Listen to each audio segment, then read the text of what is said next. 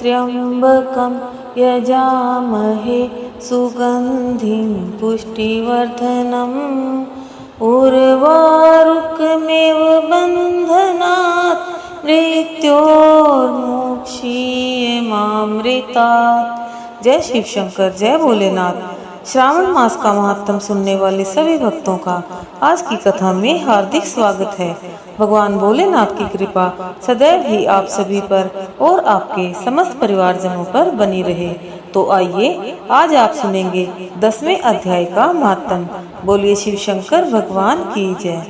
ईश्वर बोले, हे सनत कुमार, अब मैं आपसे शनिवार व्रत की विधि का वर्णन करूंगा, जिसका अनुष्ठान करने से मंदत्व नहीं होता है। श्रावण मास में शनिवार के दिन नृसिंह, शनि तथा अंजनी पुत्र हनुमान, इन तीनों देवताओं का पूजन करना चाहिए।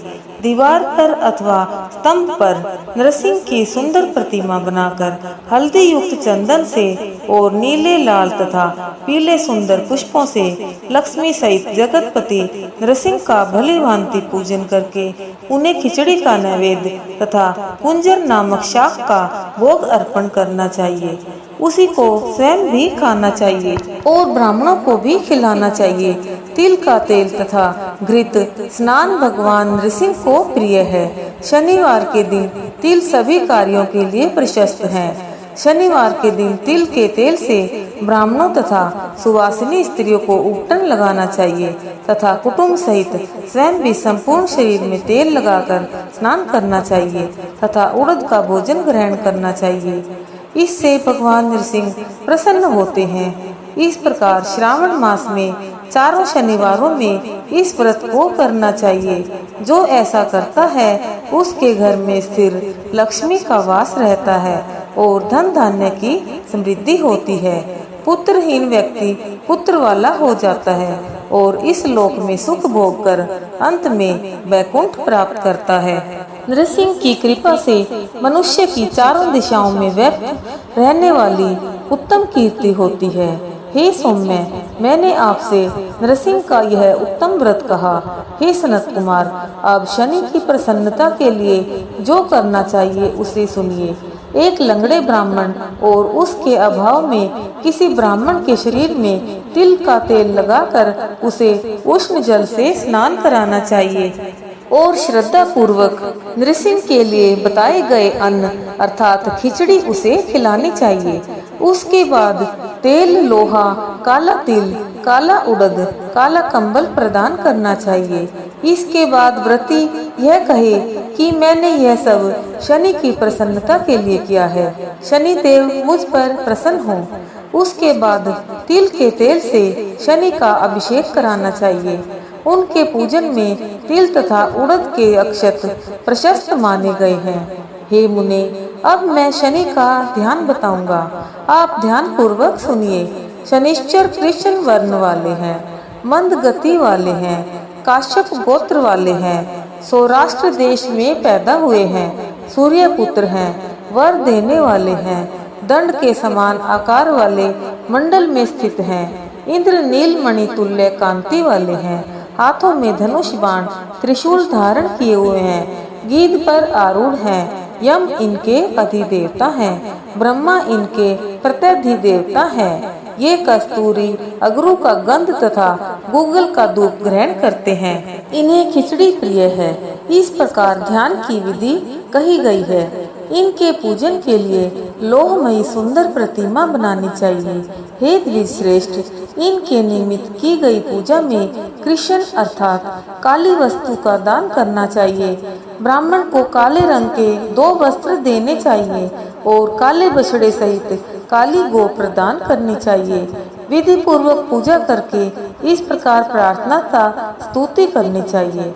आराधना से संतुष्ट होकर जिन्होंने नष्ट राज्य वाले राजा नील को उनका महान राज्य पुनः प्रदान कर दिया, वे शनिदेव मुझ पर प्रसन्न हों।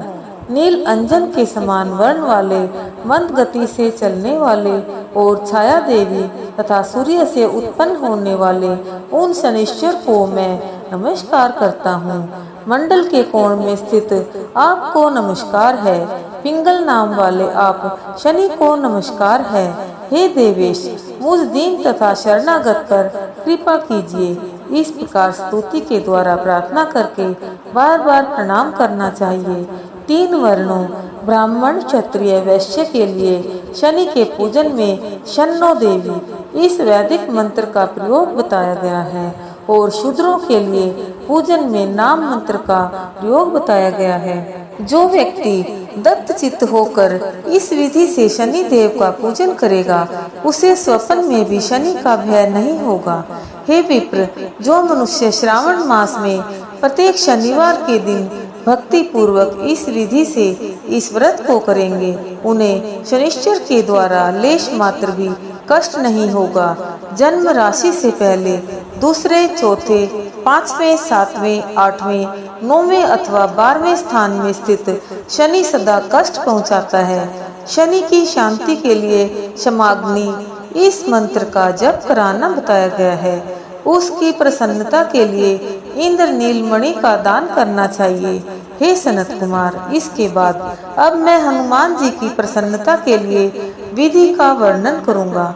हनुमान जी की प्रसन्नता के लिए श्रावण में शनिवार को रुद्र मंत्र के द्वारा तेल से उनका अभिषेक करना चाहिए। तेल में मिश्रित सिंदूर का लेप उन्हें समर्पित करना चाहिए। जपा कुसुम की मालाओं से, आक धतूर की मालाओं से, मंदार पुष्प की मालाओं से, बटक बड़ का पेड़ के नैवेद्य से तथा अन्य उपचारों से भी यथाविधि अपने सामर्थ्य अनुसार श्रद्धा भक्ति से युक्त होकर अंजनी पुत्र हनुमान जी की पूजा करनी चाहिए। इसके बाद बुद्धिमान को चाहिए कि हनुमान जी की प्रसन्नता के लिए उनके 12 नामों का जप करें। हनुमान, अंजनी सूत्र, वायुपुत्र, महाबल, रामेष्ट, फाल्गुन, सखा, पिंगाक्ष, अमित विक्रम, उदधिक्रमण, सीता शोक विनाशक, लक्ष्मण प्राणदाता और 10 ग्रीव दर्पहा से ये 12 नाम हैं। जो मनुष्य प्रातः काल उठकर इन 12 नामों को पढ़ता है, उसका अमंगल नहीं होता है और उसे सभी संपदा सुलभ प्राप्त हो जाती है। इस प्रकार श्रावण मास में शनिवार के दिन वायुपुत्र हनुमान जी की आराधना करके मनुष्य वज्र तुल्य शरीर वाला, निरोग तथा बलवान हो जाता है। अंजनी पुत्र की कृपा से वह कार्य करने में वेगवान तथा बुद्धि वैभव से युक्त हो जाता है। यदि साधक हनुमान जी के मंदिर हनुमत कवच का पाठ करे तो वह अणिमा आदि 8 सिद्धियों का स्वामित्व प्राप्त कर लेता है और यक्ष, राक्षस तथा बेताल उसे देखते ही कंपित तथा भयभीत होकर वेग पूर्वक 10 दिशाओं में भाग जाते हैं। हे सत्तम, शनिवार के दिन पीपल के वृक्ष का आलिंगन तथा पूजन करना चाहिए। शनिवार को छोड़कर अन्य किसी दिन पीपल के वृक्ष का स्पर्श नहीं करना चाहिए। शनिवार के दिन उसका आलिंगन सभी संपदाओं को प्राप्त कराने वाला होता है। प्रत्येक मास में 7 वारों में पीपल का पूजन फलदायक है, किंतु श्रावण में यह पूजन अधिक फलप्रद है। इस प्रकार श्री स्कंद पुराण के अंतर्गत ईश्वर सनत कुमार संवाद में श्रावण मास महात्म्य में शनिश्चर, नृसिंह हनुमत पूजन आदि शनिश्चर कृत्य कथन नामक 10वां अध्याय पूर्ण हुआ। बोलिए शिव शंकर भगवान की जय। बोलिए पार्वती माता की जय।